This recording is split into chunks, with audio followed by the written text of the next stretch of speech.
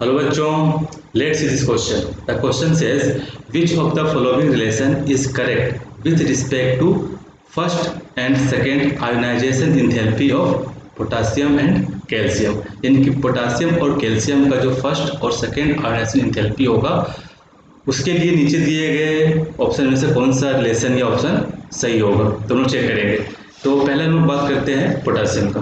तो पोटासियम का जो कॉन्फ़िगरेशन होता है वो जनरली क्या होता है 3s2 3p6 एंड 4s1. तो इसका यदि हम फर्स्ट आयोनाइजेशन एंथैल्पी की बात करें, कहने मतलब इससे यदि हम लोग एक इलेक्ट्रॉन निकाल दें, एक इलेक्ट्रॉन जैसे ही निकालेंगे कहने मतलब ये इलेक्ट्रॉन जो निकलेगा 4s1 से इलेक्ट्रॉन निकलेगा. तो जैसे ये इलेक्ट्रॉन निकल जाएगा तो यहाँ पर हमें क्या देखने को मिलेगा, यहाँ पे हमें एक ऑक्टेट पूरा होते हुए देखने को मिलेगा. यानी कि ये जो कॉन्फ़िगरेशन है अब स्टेबल नोबल गैस के जैसा कॉन्फ़िगरेशन अचीव कर चुका है. यानी कि ये जो फर्स्ट इलेक्ट्रॉन है वो आसानी से यहाँ पर निकल जाएगा. तो हम लोग कह सकते हैं कि इसका जो फर्स्ट आयोनाइजेशन एंथैल्पी होगा, फर्स्ट आयोनाइजेशन एंथैल्पी जो होगा वह क्या हो जाएगा, यहाँ पे इसकी जो एनर्जी होगी वह लेस हो जाएगी. अब हम बात करते हैं यहाँ पे कैल्शियम की. कैल्शियम का जो कॉन्फ़िगरेशन होता है वह 3s2 3p6 एंड 4s2 होता है. तो इसका यदि हम लोग फर्स्ट आयोनाइजेशन एंथैल्पी की बात किया करें, यानी कि इससे यदि हम एक इलेक्ट्रॉन बाहर निकाल लें, एक इलेक्ट्रॉन को यदि हम बाहर निकाल लें तो क्या होगा कि इलेक्ट्रॉन 4s2 से निकलेगा तो यहाँ पर 4s1 आ जाएगा. तो कहने का मतलब ये हो रहा है कि यहाँ पर एक इलेक्ट्रॉन निकालने के बावजूद भी इसका जो कॉन्फ़िगरेशन है वह स्टेबल नोबल गैस के जैसा कॉन्फ़िगरेशन अचीव नहीं कर पा रहा है. तो जिसके चलते क्या होगा कि इसका जो फर्स्ट आयोनाइजेशन एंथैल्पी होगा वह पोटेशियम के रिस्पेक्ट में हाई हो जाएगा. तो हम लोग कह सकते हैं कि जो फर्स्ट आयोनाइजेशन एंथैल्पी होगा कैल्शियम का वो क्या होगा, ज़्यादा होगा first ionization enthalpy of potassium. तो अब हम यहाँ पर देखेंगे कि ये रिलेशन मतलब हमारे ऑप्शन में है या नहीं. तो यहाँ पर पहला रिलेशन हमें ये मिला, तो ये रिलेशन यहाँ पे ये शो कर रहा है, लेकिन यहाँ पे क्या अपोजिट है, तो ये ऑप्शन मेरा क्या हो गया, रॉन्ग हो गया. अब आगे बढ़ते हैं सेकेंड, क्योंकि अब जो ऑप्शन बच रहा है वो सेकेंड आयोनाइजेशन एंथैल्पी से रिलेटेड है. तो अब हम बात करेंगे सेकेंड आयोनाइजेशन एंथैल्पी का. तो अब चलिए फिर चलते हैं पोटासियम में. तो पोटासियम का हम लोगों ने क्या देखा कि फर्स्ट आयोनाइजेशन एंथैल्पी देख लिया, यानी कि इससे हम लोग क्या किया, एक इलेक्ट्रॉन बाहर निकाल दिए. अब बात आ रही है सेकेंड आयोनाइजेशन एंथैल्पी का. कहने मतलब इससे यदि हम लोग दो इलेक्ट्रॉन निकालने की कोशिश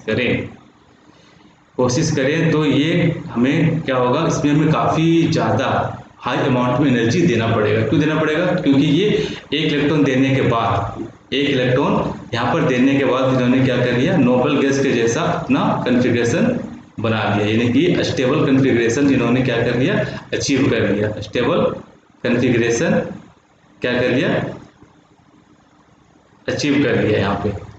ठीक है. तो सेकेंड आयोनाइजेशन एंथैल्पी यानी कि सेकेंड इलेक्ट्रॉन निकालने के लिए हमें बहुत ज़्यादा एनर्जी देनी पड़ेगी. यानी कि हम लोग कह सकते हैं यहाँ पर मच मोर एनर्जी हमें क्या करनी पड़ेगी, यहाँ पर देनी पड़ेगी. ठीक है. अब हम बात करते हैं second ionization enthalpy of calcium का.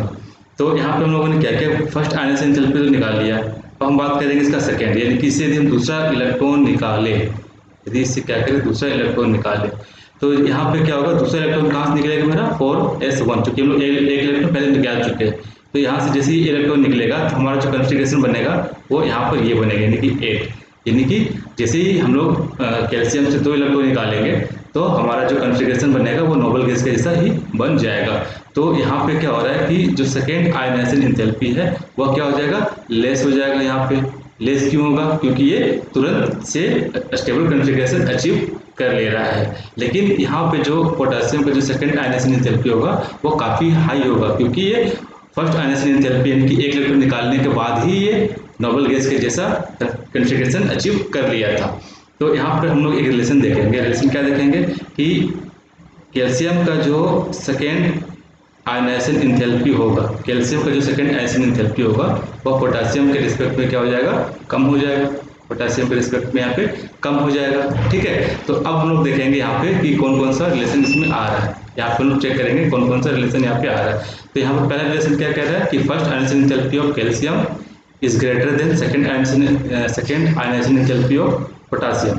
तो यहाँ पर कैल्शियम का जो फर्स्ट आयोनाइजेशन एंथैल्पी था, फर्स्ट आयोनाइजेशन एंथैल्पी वह सेकेंड मतलब उसके सेकेंड आयनाइजेशन एंथैल्पी से कम होगा, बट यहाँ पे ज़्यादा दिखा रहा है, उस हिसाब से ये रॉन्ग हो गया। थर्ड में क्या है कि second ionization enthalpy of calcium is greater than potassium. तो हम लोगों ने यहाँ क्या देखा कि सेकेंड आयनाइजेशन एंथैल्पी किसका अधिक हो रहा है, यहाँ पे पोटासियम का, ना कि कैल्शियम का। तो यहाँ पर भी आंसर भी रॉन्ग हो गया। लेकिन ये फोर्थ ऑप्शन जो है हमारे रिलेशन से मैच कर रहा है, यानी कि जो second ionization enthalpy of potassium है वो मच हाइयर देन क्या होगा, second ionization enthalpy of calcium का। तो यहाँ पर जो हमारा करेक्ट ऑप्शन हो रहा है 4, यानी कि आंसर की बात करें तो आंसर मेरा क्या हो रहा है यहाँ पे 4।